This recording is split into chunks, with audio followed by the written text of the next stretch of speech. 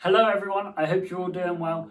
I'm Jordan and this is my spoiler-free review for Halloween 1978, directed by John Carpenter, starring Donald Pleasence and Jamie Lee Curtis. Now I know what you're thinking, yes this video will be in November, but I watched this movie in the lead up to Halloween to get into the Halloween spirit, and I just had so much to say about it, I couldn't wait till next year.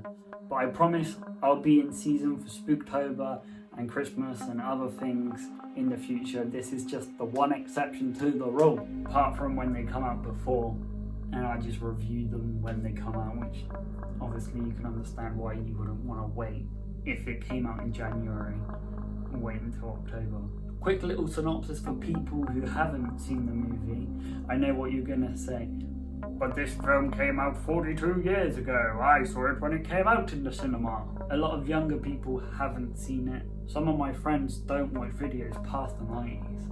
And I'm like, you're really missing out. A lot of old films are good, and you see a lot of new films are influenced by old films, and it's good to always see where the influences came from. So I'll give you a brief synopsis. There was this guy who killed someone on Halloween. Then he was sent to an asylum. 15 years later, they try to take him to court, but he escapes and he kills more people on Halloween. Now it'd be time for my spoiler-free review. There's two things about Halloween everyone knows, unless you're a child or you don't watch movies, and that's the theme and Michael Myers. The soundtrack is incredible, and it's not just the main theme, like other movies that is good, it's the whole soundtrack. I was listening to it myself, and I saw a comment saying, is it normal to casually listen to this? For the most part, I'd say the acting is really good. There's a few people who don't do the best job, but it's not the worst thing in the world. It doesn't really take away from the film. It's sort of more laughable to watch than really ruining anything.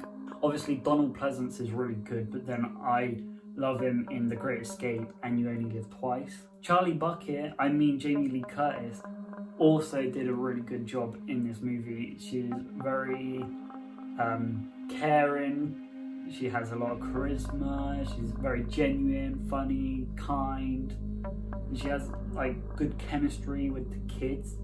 It feels like she is a babysitter. The pacing in this movie is really good as well, especially near the end. It gets a lot more tense and I was on the edge of my seat. You'll hear a lot of people talk about the shots in this movie. A lot of the shots are really nice, but there are two or three that I really didn't like, which I'll talk about in the spoiler part of the review. Another thing I'll say is, I don't think it's a spoiler because it's more of a behind the scenes bit, and everyone knows who Michael Myers looks like, and I mean he's in the thumbnail of this video. So I love the fact that they used Captain Kirk's death mask from Star Trek to make the Michael Myers mask. Like, they changed a few things about it to make it different, to repurpose it, recycle it. And as I did performing arts in college, we were all about that sort of thing, as this film was low budget and we had even less budget. So we were always doing things like that, making use out of things that we had available, changing it up, like previous sets, just painting over it and stuff, and using things in different ways more than once. So it was really cool to use. I also like the connotation of using something innocent and then making it sinister, because then a lot of people will think more about the Michael Myers mask than the Captain Kirk mask. What I also like about the mask is you can still see the facial features of Captain Kirk. It still resembles him. There's something off about it, obviously, because they changed it, and I really like that. And I'd say that this film is genuinely funny as well. It's not like a horror comedy or a cringy horror film that you laugh at, and the jokes actually land.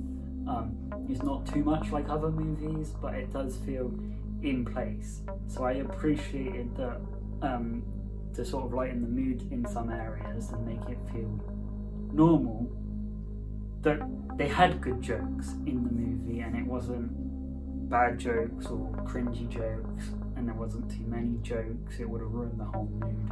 I like that this film has a small sense of scale, but still has high risks. The threat does feel real. It shows that you don't need a massive will threat to make it feel like there is high stakes in the movie. It sort of feels more like you would hear about a killer on the news terrorizing a town, and that the town would always be remembered for it. I'll say for the most part the dialogue is really solid. There's nothing that stands out as too cringy. I did watch an interview with Donald Pleasence when he was saying that he believes the script was a bit overwritten and melodramatic, which I can certainly understand why he would say that, especially as it's his character who normally says the unrealistic things, and he doesn't want to look stupid, obviously. But I'd say that it works for this movie. If it was another more realistic movie, maybe not. But the way he executed it as well I thought was amazing. Even if you think about what he actually says, no one would really talk about that, especially how he talks about Michael. It makes sense why he would feel like that, but if you're watching it in the sense of the movie, then it's not a problem. Another thing I like about this movie is that even though you are waiting for Michael to kill people, it's not in a boring sense, it's an excited sense. Because of Michael's nature of not doing it straight away, stalking and playing with his food, you're always a bit tense when they put themselves in bad situations and you know that Michael's there. You're just waiting where he's going to pop out of. But it's not so mindless like other slasher movies when you are just waiting for people to get killed in gruesome ways so the studio can earn loads of money for enticing people to go and watch people die in creative and gruesome ways. It's a bit smarter than that, at least for me. Now I know that this isn't the first slasher movie. You know, you've got Psycho, Black Christmas, and even Texas Chainsaw Massacre came out before it, which always surprises me. I thought it came out way later. I thought it came out in the 80s. It holds up really well in my opinion. Halloween was the one to introduce the proper rules of a slasher movie, which are followed by a lot of the latter films, especially Friday the 13th, notably, and other copycats of it. I would say that Halloween is the slasher equivalent of Night of the Living Dead was for the zombie genre. It was not the first, but it did introduce a lot of the rules that latter films use now.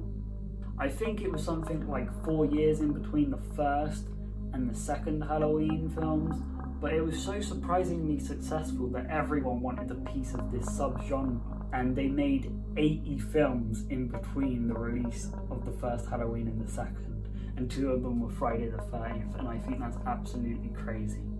So overall, Halloween is definitely a classic, and you should watch it if you haven't. Don't go into this film expecting a high kill count and a lot of gore like other slasher movies, especially modern day ones.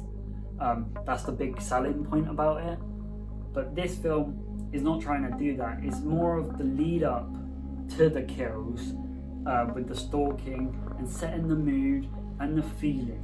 It's more about how you feel about it than actually just watching disposable bodies getting butchered in creative and gruesome ways. So if you're one of the few people who haven't watched this movie, you should definitely check it out, and then stay tuned for my spoiler review video, which will be more of a discussion about things that I liked and didn't like, and you can tell me what you think below in that video. Refrain from spoilers in the comments here, so if people haven't seen it, you don't spoil it for them. Even though I know it is such an old movie, some people still haven't watched it, and nobody likes spoilers. So I would rate this film an 8 out of 10 in the category of slasher movies. You should definitely watch it if you're a fan of slasher movies. So that's it for my spoiler-free review of Halloween 1978. I hope you all had a good Halloween, even though it was different this year. I hope you found enjoyment and watched a lot of horror movies. All I have left to say is I want you to go watch more movies. See you in the next video.